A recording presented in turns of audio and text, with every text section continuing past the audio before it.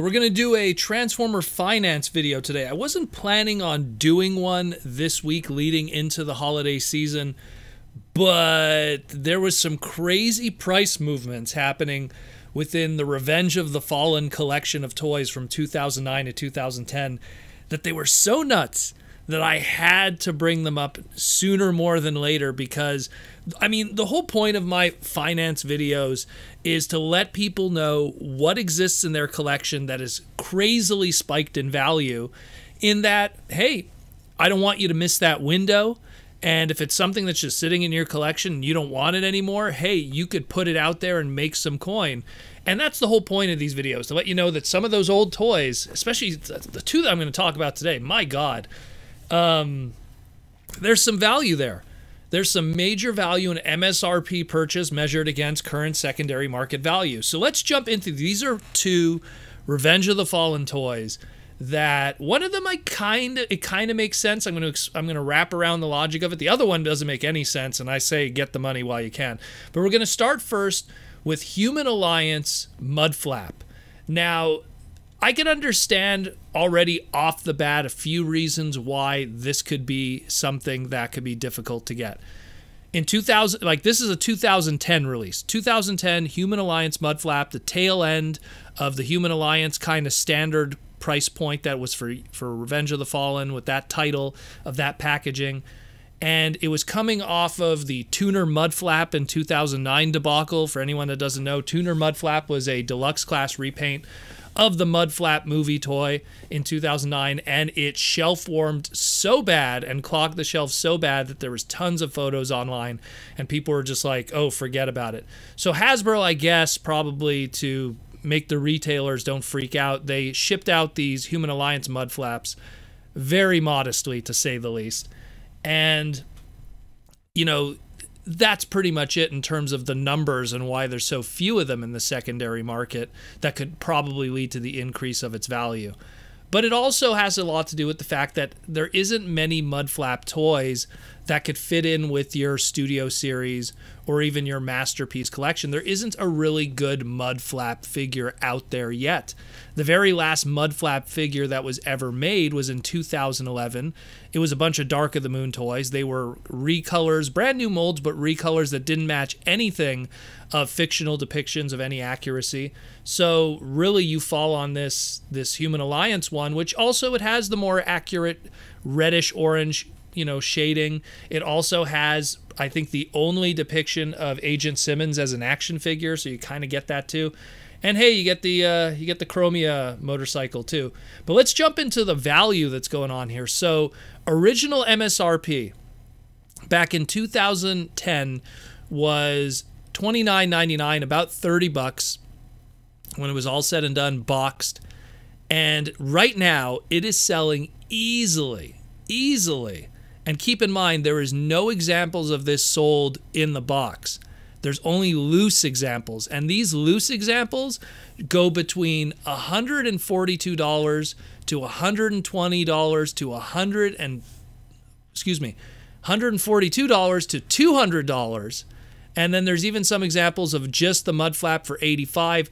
Crazy numbers going on here. But the point is, $39.99 MSRP mint in box. Loose examples are bringing in as high as like 6 times the value and as low as even 3.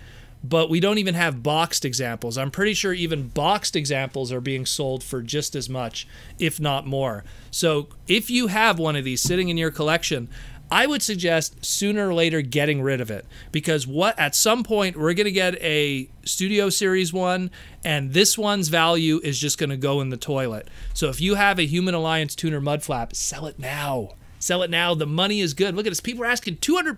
People are paying $142 for this thing. Really? I mean, it's not like he was a great character either. You know, insane. Get your money while you can for him.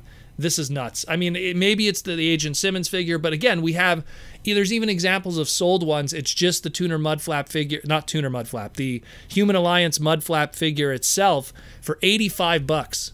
The Human Alliance one, not with the Simmons, not with the Chromia motorcycle that comes with it in the set. Just the figure, $85. Get your money. Get your money. If you have a boxed one, put that up and get your money. Unfortunately, all the ones that are boxed that I'm seeing are buy it nows that are in that, you know, 250 to 400 region, and obviously no one's paying that.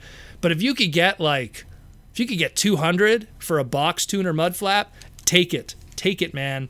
Because the second that Studio Series 1 comes out, and in a couple of years from now, if and when they do a movie masterpiece, this thing ain't gonna be worth jack. So get your money while you can. And here's an even crazier one that didn't have a limited release, had multiple repaints afterwards, and an extremely low MSRP investment. Let's talk about Revenge of the Fallen Scout Class Skystalker.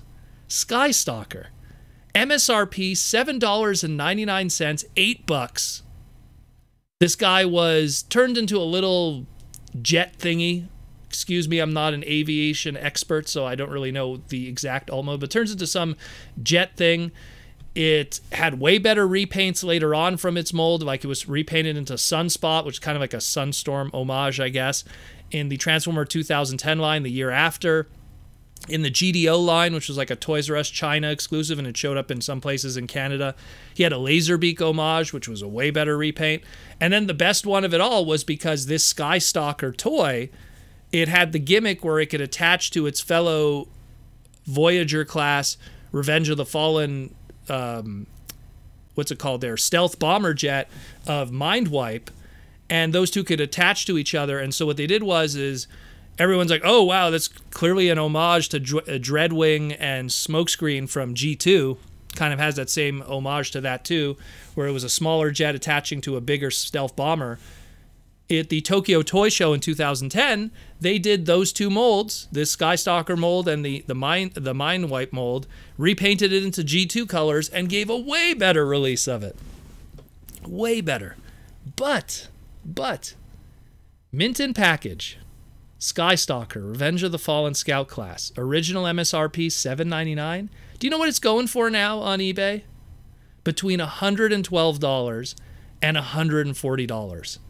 Almost 17 times its original value on a high, and as low as 15 times its original value.